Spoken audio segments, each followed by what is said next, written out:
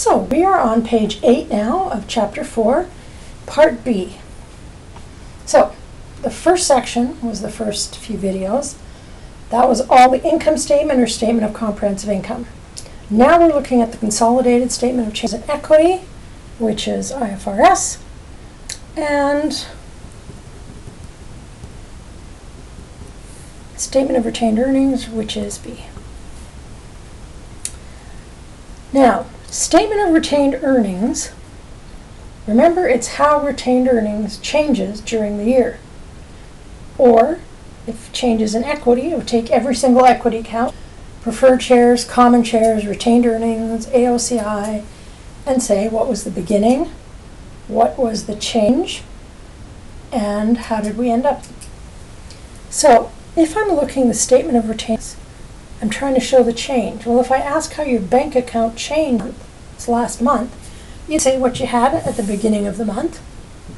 You'd tell me what you earned minus what you spent, what came in, what went out, and then you'd have the ending balance, right? That's all this is. So we'll start with beginning retained plus or minus net income, net loss, minus dividends. And there's no OCI ever. So a lot of times we'll ask for just a statement of retained earnings, because if you look in the text at the consolidated statement of changes in equity, it's huge. We're not too worried about that. One of your problems has it in for you to practice, just so you've done it. But you'll see us do retained earnings for ASPE and IFRS. So, beginning retained earnings plus or minus the net income minus dividends, ending retained earnings. And you learned this last year. So if with this in this chapter, go back and look in your text for that, and then we build on a piece here. Okay. So under ASPE, statement of retained earnings shows the accumulated income, or it could be a deficit if negative, as well as paid out in dividends. OCI is only under IFRS. OCI is closed out to AOCI, so it will have its own column. Or added as a separate item under dividends.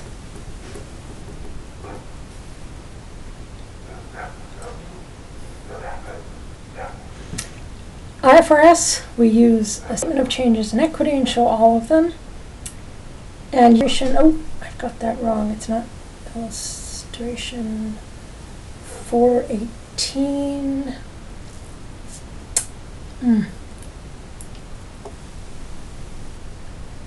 Yeah, 418 is right. So you can see how many columns, how large it is. Now, this is the new part.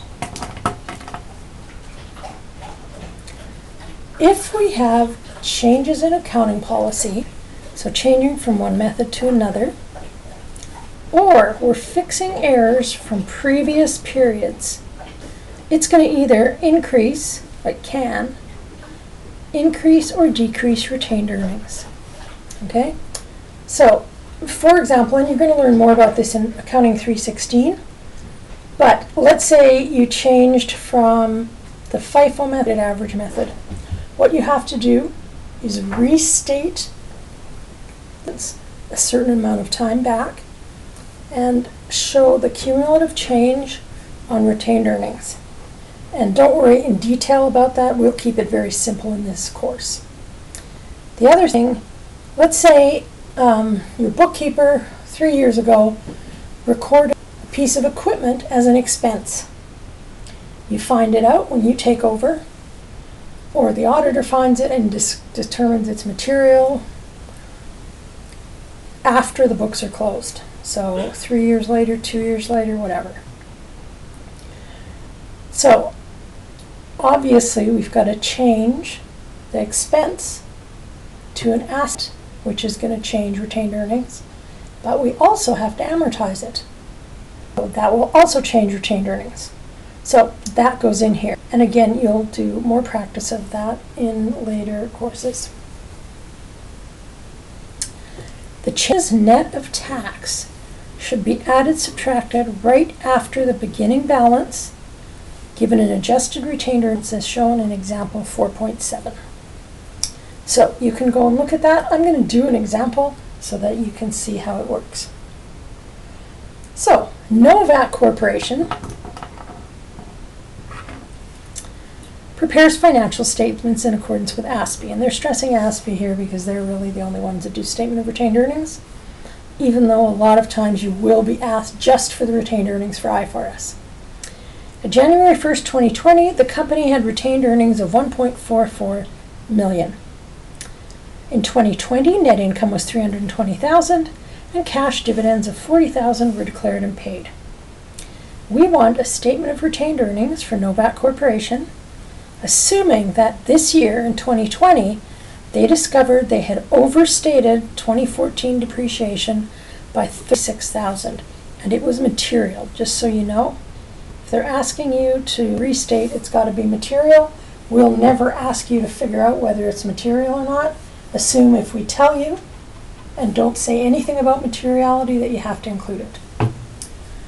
Okay, so we have Novat Corporation, statement of retained earnings, and we're change, whenever we're showing a change, not a snapshot, it has to be for the year ended December 13, 2020. Okay, so we're going to start with beginning retained earnings. Now, we're going to move it over here because I want to show you what you do with AOCI over here. So, let's do beginning retained earnings. January 1st, 2020. You could also put retained earnings January 1st, 2020. I don't care. And Wiley Plus isn't going to give you two different options. Usually it gives it the date. Okay, so 1.44 million. Now, right here is where we do the correction. So, correction for overstatement of depreciation, and we have to do it net of tax. Because remember, retained earnings is net of tax, so this has to be also. So that's easy. It says we overstayed depreciation by $36,000. The question becomes, are we going to add this number or subtract it? Well, depreciation was too big or too small, being overstated, was too big. So that means if depreciation's too big, net income was too big or small. Small. We took out a huge depreciation, so there's little tiny net income left. So it's too small. So we need to increase net income, which increases retained earnings. That's about the hardest part with these, is either taking out the tax, because they could have said whatever, 50,000, and then told you the tax rate, and you'd have to make it net of tax like we did in the other questions. The thing is, do I add it or subtract it? So think it through. It should be added, because we need to increase net income from the past, which is going to be our cumulative retained earnings.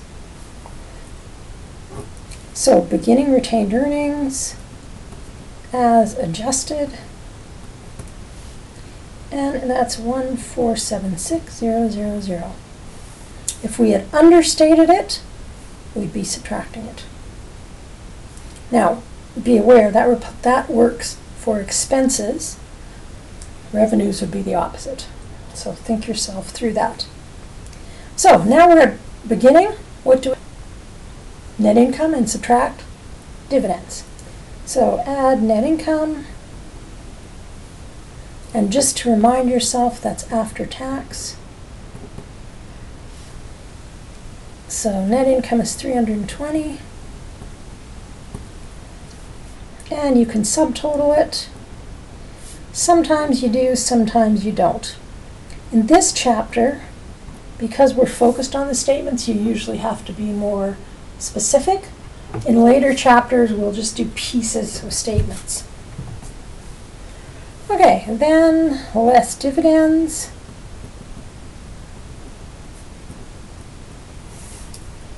Less dividends. So that is 40,000. And that's negative.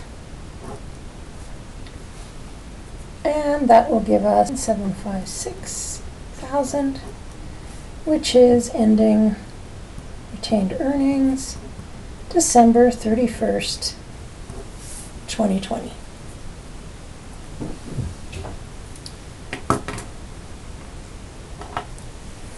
Okay, now, like I said, they often don't ask you for the full changes in equity because that includes your preferred and common shares, any contributable accounts, which as you'll find as you go through 315 and 316 and 410, there's a lot of them.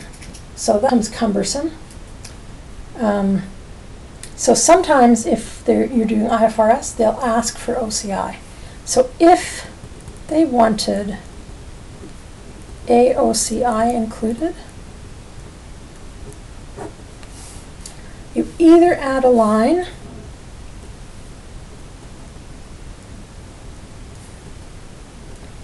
for AOCI changes, or you'd start with beginning, any corrections, adjusted AOCI, and then you'd plus or minus the gains and losses from OCI to get ending OCI.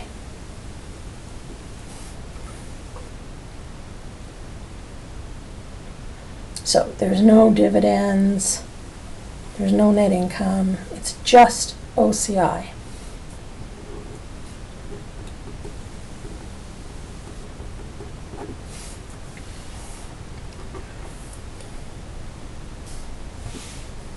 Okay.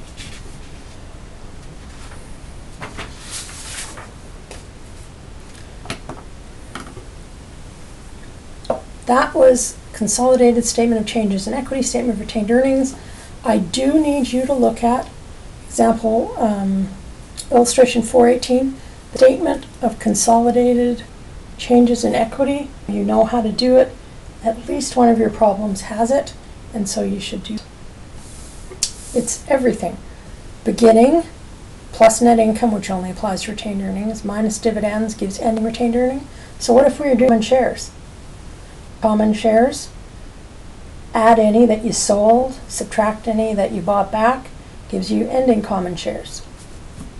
It's pretty straightforward. It's not till the later chapters it gets much more complicated.